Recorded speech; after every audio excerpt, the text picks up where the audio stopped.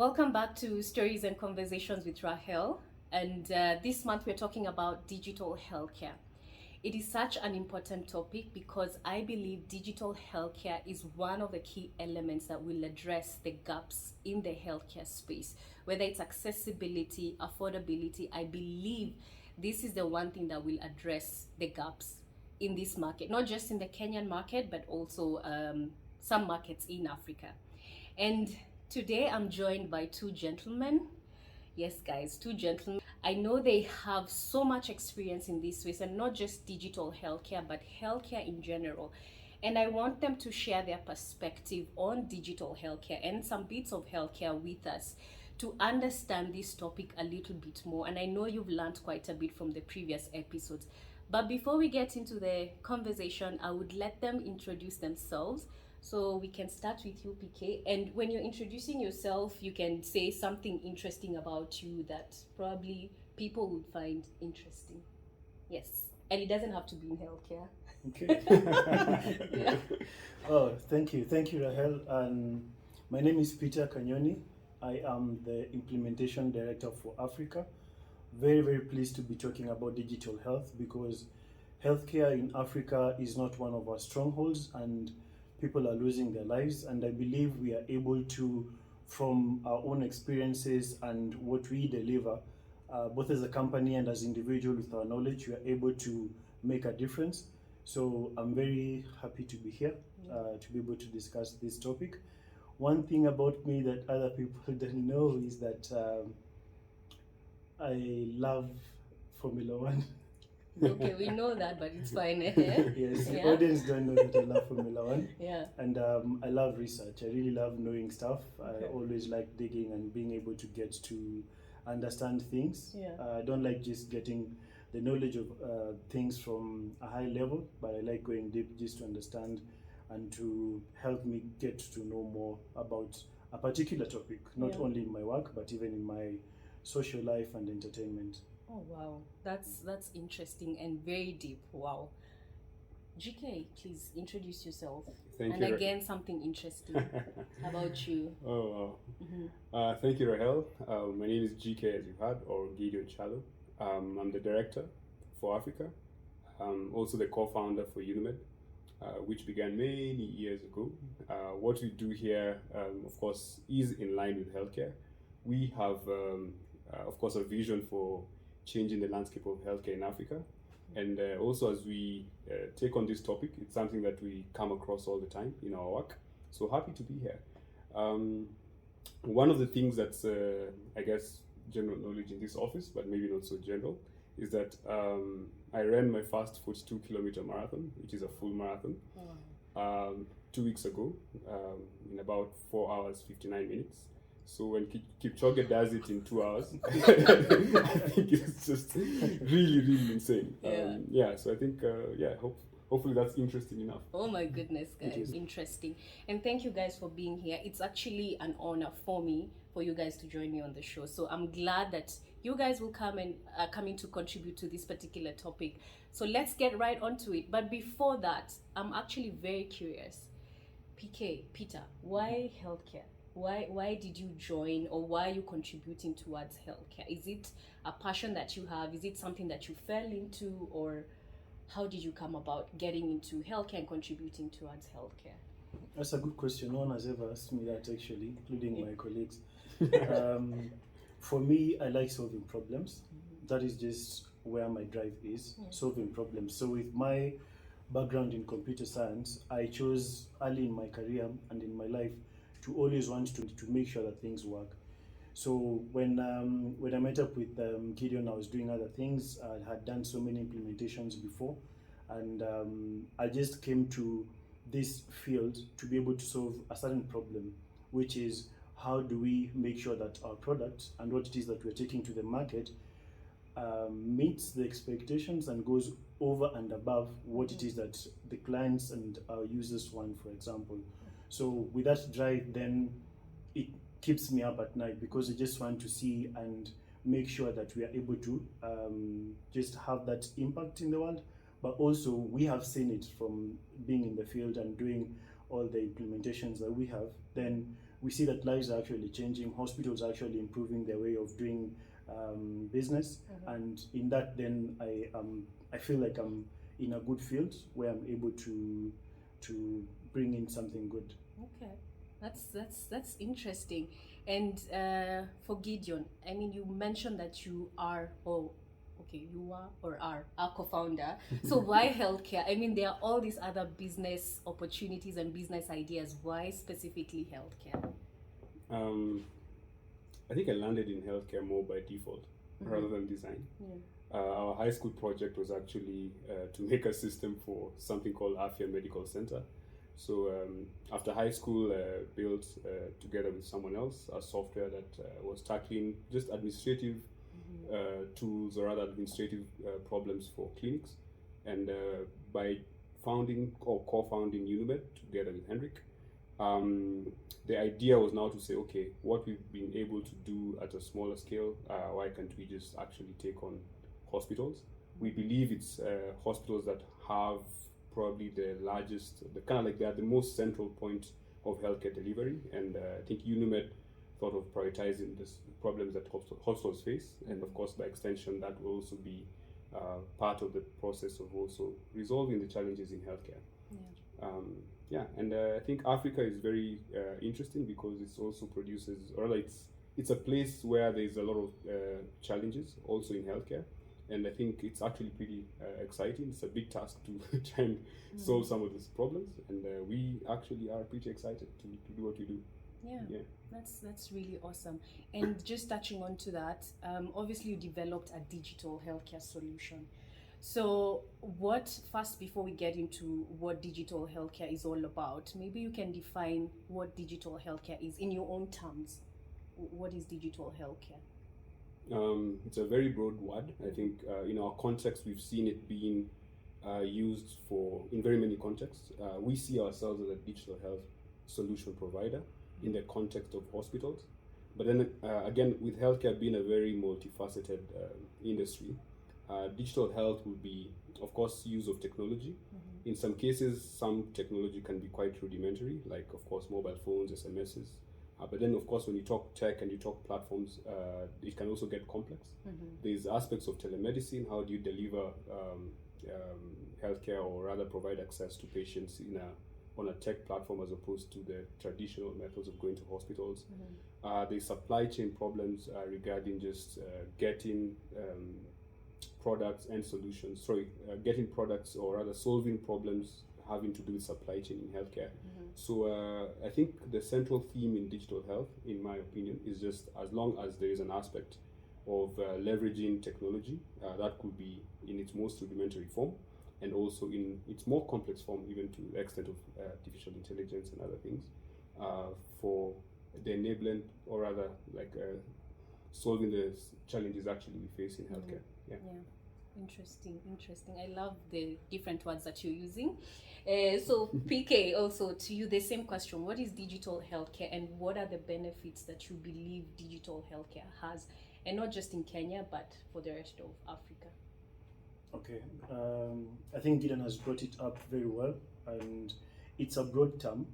And to me, when I think about digital health, I think about this person in a village somewhere, and the village has probably one doctor for every 2,000 or 3,000, and that's a very, very modest estimate of what is actually going down in the different areas. So with what is happening in Africa, all the countries are aiming towards mobile penetration. Some countries are actually doing a good job. Kenya, Nigeria, Ghana, they are doing a good job. South Africa, of course, and not forgetting Egypt, among others, to try and get their people, or the population, get access to internet and get access to a mobile phone. So how do we leverage that person who has access to a mobile phone, that instead of always betting, they can actually go and get some good measures to improve their life, right from prevention. So we're looking at even the habits of eating, what is it that you will do to prevent yourself from going to the hospital. So for me, digital health doesn't start at treatment, it actually starts at prevention. First of all, the knowledge being given to these guys who are getting access to the mobile phone and to the internet that we just spoke about. And from there, then there's a whole ecosystem, like Gideon has mentioned, where I will go to a hospital and I will get my treatment first. And then after the treatment, I'm able to have my electronic health record, not in files, like some pictures just behind Gideon. So once I have this electronic health record, then I'm able to, for 10, 20, whatever years, get my information, and this data can be analyzed for so many other things. If there's a condition that was coming, it can be seen, and so on. So all the people in the ecosystem benefit, right from the patient to the clinicians who are actually getting this knowledge in the different areas where they are, remote areas.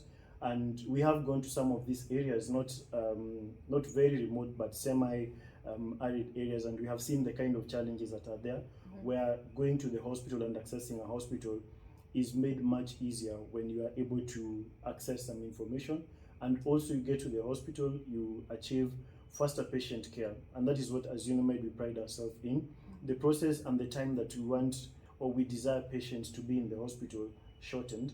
And the hospital owners now, who are the last end of the ecosystem, if I may use that small ecosystem, is the hospital is able to benefit, whereby they get more collections because of the efficiency that is there. The efficiency is also there in terms of stock and control, payments and all the back-end processes, as well as the front-end processes, which is just the patient care. So you're increasing your efficiency, reducing your costs, and increasing your collections. That is what in business everyone strives to do. And if you can do that and save lives as well, then I think we are making a mark in digital health. Yeah, well, such informative aspects for the digital health side. But let me ask a question, and I know this is something that people don't like being asked, and you guys are in the middle of it. I mean, you have a digital health solution, but then in terms of access to care, the percentage is quite low. Yeah. So I don't know, do you guys have a responsibility as a solution provider to, catalyze this access and make it wider? Whose responsibility is it? Because I mean, we have this thing that is there, digital health solutions, but we are still not realizing, or we are still not addressing that gap as effective as we should be addressing that gap. The margin is still low. So I don't know whose responsibility is it? Is it the people, because we have the mobile phone, so we need to inform ourselves on all these things that are happening in the world and get access to it? Is it the solutions provider who's supposed to go and educate these people about all these solutions that are there and they can take advantage of? Whose responsibility is it so that we address this gap? And you can go. I can take a shot at it. Yeah. Definitely the right answer, it's a collective responsibility. But let me just say also from our perspective, what we actually see as our role in actually resolving that problem that's called access. Of course, with healthcare being a very multifaceted industry, we see hospitals, again, like I mentioned, as being very central in it. So the challenge with healthcare is that the person actually that is supposed to be central to the whole ecosystem, being the patient, sometimes might get lost in the solutions that we actually create. So we solve solutions, of course, primarily towards hospitals, but then hospitals actually are the ones who have the direct contact with the patients, which I hope is the beneficiaries of everything that we always do is actually centered, or should be actually very patient-centric. But the challenge, of course, is by the time you're getting to the patient, you have to actually have a wider view of how the healthcare system works. We have close to, I think, in some cases, even 95% of payments coming from insurance companies. So, or rather, you can't ignore the role of the insurance company in designing the process, or rather the path towards access. So from our side, we also see that when you talk to hospitals, of course, in the early stages, they're always grappling with operational challenges. That's what we see quite often. And if they're not on top of that, then it's a bit harder for them to actually engage in conversations around how do we actually improve access. They're trying just to get their day along. And for us, we see, okay, let's just resolve the rudimentary challenges at hospitals. And then from other aspects of our solution and the role we play, we encourage hospitals to actually leverage certain modules like telemedicine, where actually patients can engage with the hospitals, not just by coming to the hospitals, but actually using this same platform that we provide the hospitals to access healthcare. So if since it's a prescription, we have one of our clients that actually do digital health. There's no contact. It's always just, of course, a teleconsult, and then a prescription is made. They are sent, or rather the insurance is sent. They can collect it remotely from whichever pharmacy they need to collect it. And we see that as actually a very, very fundamental shift in how healthcare has been accessible in this country. Just to mention, during the COVID period, we also it actually brought us to start thinking, how can we actually enable hospitals either remodel or supplement their business model or their delivery models. And that's how also telemedicine, I think, has grown in so many conversations. I think we're still in the formative years of our telemedicine solutions, and we see it as a more long-term game. We want to see it more like there's an education element to it. Patients, of course, needs to be educated what products are out there to enable them, for example, have insurance, so that they can actually leverage some of the products that are being innovated around telemedicine. You can actually have microinsurance as well play a very huge role in bridging that gap towards access. And then at the same time, of course, for hospitals, if they actually are profitable, and I like how Peter said, if you are actually a business and can actually do it while actually saving lives, and you have some surplus income, that surplus income, or rather that extra income, can be reinvested in redesigning the models that hospitals are actually using in actually making sure that patients are served better, faster, and of course, generally improving the cost and the quality of care we actually provide. Yeah. Again, the patient.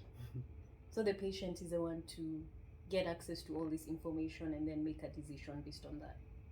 Hopefully so. Okay. Yeah. I don't know if that's a reality, but let me hear what Peter has to say about that. You're right.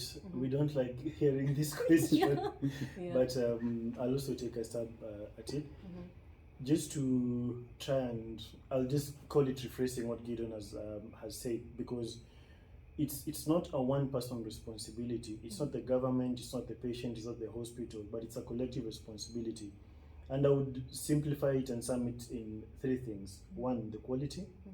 What is the quality of healthcare or service that is being provided in all these facilities?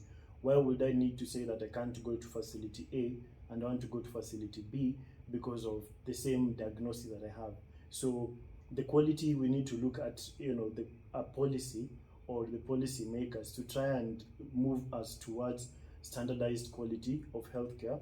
And that will also enable insurance companies, who are also a very big part of this, like Gideon says, to not really suffer so much. Because right now you'll find that someone has an insurance and you're told you can only go to hospital C and D, but you can't go to hospital A and B. So quality is very key. Number two, which is in line with that same point, affordability. Can I be able to afford the kind of healthcare that I desire and that I believe will better my life or save my life? And affordability also comes in greatly when you talk about infectious diseases and terminal diseases, because when it's a terminal disease, you need to pay for this service for the rest of your life. And if you're not able to afford it, or if you don't have mechanisms to afford it, then you're not going to get a lot of help from this ecosystem that we talk about. Three is accessibility. Yes, I'm able to afford, or yes, I'm going to get quality healthcare, but is it accessible? Where can I get the nearest facility that can be able to give me the quality healthcare at an affordable rate? So once we tackle these three issues with so many parties involved, from the government to the individual facilities, public and private, once we're able to tackle this with the level 4s, the level 5s, and the smaller facilities that are there, private facilities, then we will get somewhere in terms of the desire for us to have not only universal healthcare, but quality and accessible healthcare. That's a good way of putting that. So thank you for that.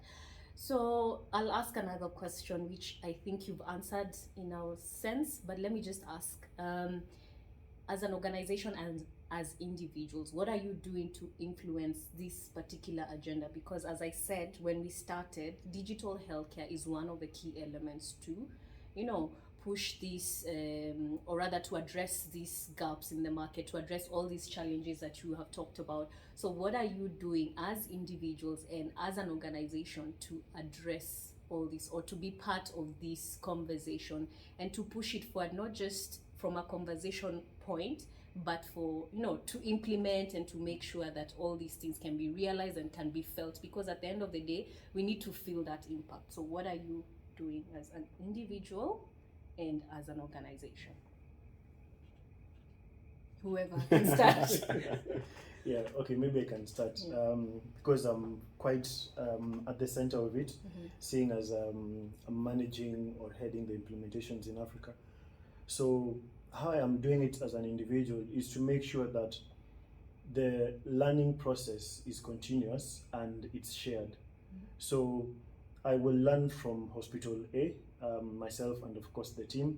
We learn from Hospital A, and all the bad things that, not really bad, but the unprecedented or unprocedural things which are not good for the business and for the patient care, we try and make sure that we don't repeat them. And all the good things, we take them, in terms of our learning process. So the system itself, we're not importing R&D from Denmark, which is our HQ, or from any other place. The R&D is a collective effort, right from that cashier who will be in a facility somewhere in Kisii and will suggest something, and to doctors who are in Indonesia, in Accra, where we have all these clients. So as an individual, I'm trying my best to steer the team towards best practices.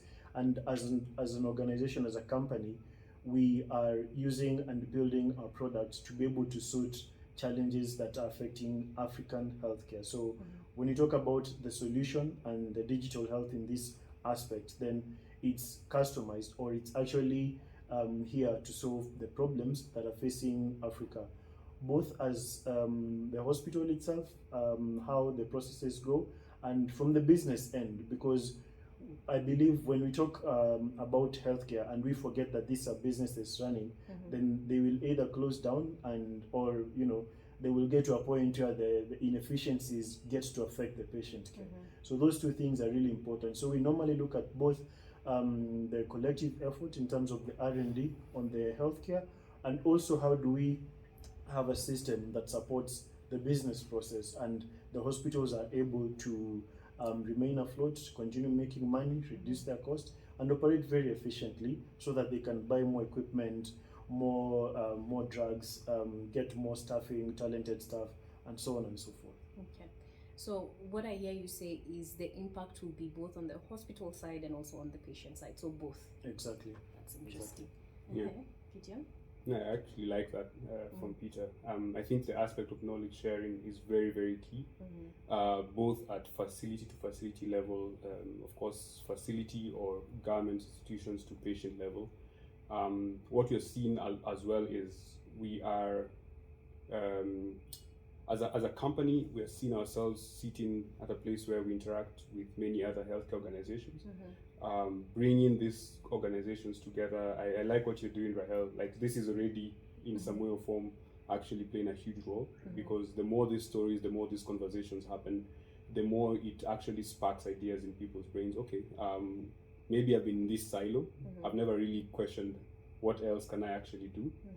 So knowledge sharing is very, very key. I think at different levels, the more information is shared, the better. One of the actually concepts we have in Unimed is that when a hospital joins our platform, they are also joining a collective community of hospitals around the globe. We've actually seen, you'll be very surprised actually, we've seen that the healthcare, for example, that the healthcare system in Kenya, in as much as we have our challenges, can actually inspire other hospitals in other countries in Africa. And we just never see ourselves like that, because you always think it, you're always pointing towards the challenges. But even as we, for example, we launched in Ghana not too long ago, and we've seen a very good uptake there. And a lot of the knowledge we've gathered in Kenya is actually, I'll not say light years, but just slightly sort of like quite relevant to hospitals in Ghana. So you can imagine a hospital in Ghana is actually benefiting from best practices from another hospital that actually might be in Kenya in a very remote area. So it's a very, like Peter said rightfully, that cashier contributing to the platform is actually in some way or form sharing that knowledge. So knowledge sharing is very central. I think for us, and for myself as an individual, I think just spreading that knowledge across Africa is quite a huge task, but at the same time, a quite motivating factor for us here in Nairobi. I'll also bring in the aspect of data. Data is sort of like lacking in healthcare. We have a lot of silos of information sitting in either, again, papers or in systems that might not necessarily surface the kind of data that decision makers and policy makers will actually make. So you'll actually find that insurance companies are responding more to risk from a point of maybe there's no accountability in certain aspects. If that data is actually well documented, insurance companies may not necessarily have a problem covering bills. There's also the aspect of course, what kind of reports do managers of hospitals actually produce? What do they consume? What do they actually use to make their day-to-day business? What will actually influence a hospital owner to open in a particular location as opposed to, or rather to open a particular department as opposed to another? So you actually need to surface this information for these managers of hospitals. I think at a more experienced level, some years back we actually had the privilege of being in a project that was around the area of non-communicable diseases, and diabetes was very, very central. So what we realized is that just by using digital health, basically facilities using our platform, we were able to track not even very complex data matrix. We just, for example, there's a simple report that just changed entirely how facilities arrange themselves. So you find by simply knowing that I see twice the number of patients on Thursday than Tuesday, a facility rearranges their staff. And before, maybe a facility will try and get everyone on shift or out of shift. So sometimes they're understaffed and sometimes they're overstaffed. So actually a digital health platform can actually easily make lots of impact again on human resource for healthcare. We have very, very minimal resources in healthcare in this country. So of course that playing a part in that is actually quite interesting. But also on the clinical side, what we notice is that by tracking patient behavior, we can surface information for either community health workers regarding there's a particular group of patients that maybe came for their first visit diagnosed with diabetes, never came for the second visit. So there's an interesting concept, for example, like loss to follow-up. If you just measure that one matrix for a lot of facilities dealing with maybe diabetes in this particular case, you'll actually find that you can help the people who actually are in need of this data to make their decisions and policies do their jobs in a just much different way. So I think we see ourselves as a data-driven company as well. We don't talk about it much while in Kenya at least, but in some conversations this surfaces. We have a whole department called artificial intelligence. We are actually using, or rather we have efforts towards ensuring that clinicians and the whole ecosystem in the hospital and people using our platform can actually leverage artificial intelligence and of course these algorithms that the system just learns that these are the patterns, look out for this, not necessarily replacing the resources or the people who are actually doing the job, but supplementing and just helping them in their day-to-day work. The most common example, of course, is in the clinical vision support. So for us, we see data and of course data being very central in as a company towards helping either managers, anyone who's actually playing in the ecosystem, to be able to make better decisions. Yeah. Wow. And I like that. I really like that. And whatever you said has just triggered something about data. A lot of people, a lot of organizations and a lot of, healthcare players in this market and other markets, they like, it's like they hold on to the data that they have. So most of the time it doesn't help as much as it should help. So I don't know if I'm putting you on the spot. I don't know if I'm putting you on the spot, and if I am, I'm sorry. But let me ask, the data that you're talking about, are you open and willing to share it out? And do you guys have this aspect of thought leadership where you share such information so that other organizations, other stakeholders, and you've talked about the Africa ecosystem, healthcare ecosystem, so that they can benefit from all this information that you have? Are you guys open and willing to share, or? I think we need to be very categorical. We don't own the data. Yeah. The data is actually owned by hospitals, and or rather, they're the custodians of the data. I think also in respect to healthcare, it's a very there's no time we talk to any hospital, and the question of data and privacy and confidentiality doesn't start. I think we need to respect that bit. It's also a very it's a very sensitive, and of course it's a very sensitive industry, healthcare, because data and privacy is a huge topic. Luckily in Kenya we implemented the GDPR law, or the equivalent of it. It's called the Data Protection Act. So in the confines of that particular law, you need to also appreciate that the data we talk about is more managerial data as opposed to, of course, operational or private data. This is more like healthcare statistics. We surface it to the people who are the custodians, or rather the platform surfaces it. We don't even have access to it, so it's not Unimed sharing. It's basically Unimed providing a platform that the people who are actually using the platform, not necessarily us, can actually have that particular data.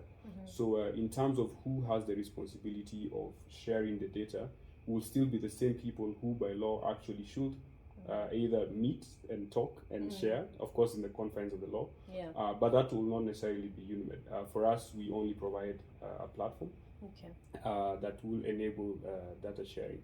Yeah, maybe this is a new business idea. I don't know. You don't have to share patient data and all the data that is churned out of, the managerial data that you're talking about, but you can take some aspects and analyze it and share it anonymously. I don't know. I'm just saying. Because at the end of the day, whatever you guys are doing, which is really remarkable, has to help other organizations or other stakeholders, or bring insight into this particular industry, and people, come up with certain solutions that, are churned out from the data. So maybe it's a challenge I'm throwing out to you guys and other organizations and other stakeholders. I don't know. I think also just to mention it, I think PK, you might want to jump in on this one as well. Just to broaden that conversation around data, when everyone starts healthcare solutions, the first idea, we always see it all the time, even when I talk to university students. I want to ensure that that hospital can talk to that hospital and the data is shared and everything, which of course is what will be actually quite beneficial to the patient. But if we appreciate that, of course, hospitals are the custodians of particular data, and it might take a while before, of course, you have everyone just having either common platforms where the data is centralized. But I think government also has a very huge role to play. I know there's a lot of effort, just to not say that people are trying to hold to data. I think there's a lot of effort in standardizing a lot of the information that is being churned out. Ministry of Health is doing a good job in, of course, trying to have hospitals report certain key metrics. One of the places we actually had the privilege of having conversations is at the county level. We actually believe that in public sector we can make the biggest impact. The challenge, of course, is that, or rather the opportunity there is that you can have 40 facilities quite easily networked in one particular county, and then have a dashboard, or rather a TV, just basically showing all the metrics around that data. Peter, you talked you mentioned something about inventory. You actually be quite surprised that in some certain counties, one facility that is 50 kilometers from another facility, or maybe 20 kilometers or 10 kilometers from another facility, might have inventory, but the other facility doesn't know that this person has inventory. So they have to order from the top down, where they can actually do a lateral movement of inventory. So there are certain things that on a wider scale, in these solutions and digital platforms are rolled out in a wider scale, then the impact definitely becomes much bigger. We see public sector playing a very, very huge role in it. And of course, in as much as we see exactly what the vision should be in terms of making sure that data is actually being leveraged at a bigger scale, we have to start somewhere. And of course, it's a game of numbers. The more you actually demonstrate it can work, the more players come in and support the cause. But then again, I agree. I think as if there's something that can benefit the entire industry, it should surface from different organizations. Peter, your thoughts? I wouldn't add much. The only thing I would say is practically, if I go to hospital A or facility A today and tomorrow I go to facility B, these two facilities think I'm two different people. They identify me differently and they look at me differently. So the only way, I think, as Gideon has said, is we can start from the top, from public sector, whereby at first it might be because everyone has different systems, then why don't you put some of your data or post some of your data regarding this and this to this platform, so that if facility B posts to the same platform, we can identify this person. So how do we identify these patients? Will we use now probably the way we have an ID number, we have a medical record number that is, like maybe countrywide or globally or something.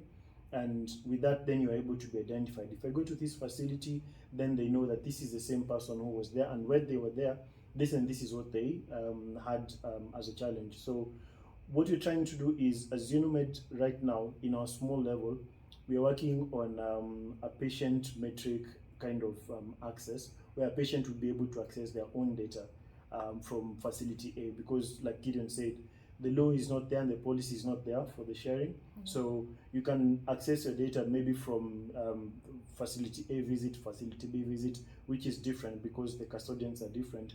But that is the same kind of thinking that we need to have at a very, very bigger scale, that I'm identified in all these facilities. If I go to Mombasa and tomorrow I'm in Kampala, they're able to know that this is the same patient and this is what they were given there.